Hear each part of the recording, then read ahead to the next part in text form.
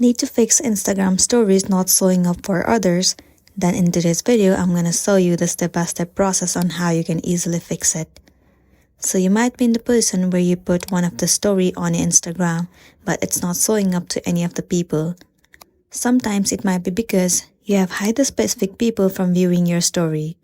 In that case, simply move into settings and head over to story and location. Make sure that none of the people are hidden and then click on done. Well, after that, you have to make sure that you haven't uploaded your story on your close friend list. Or else you can add more people to close friend list and then upload the story. If it's not the problem, then you can check out whether your internet is working properly or not. You have to make sure that you are connected to stable internet connection. After that, move into the App Store on your device. You have to make sure that the application is up to date, so search for Instagram app. Move into this app.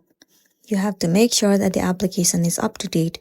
If not, click on update and update the app.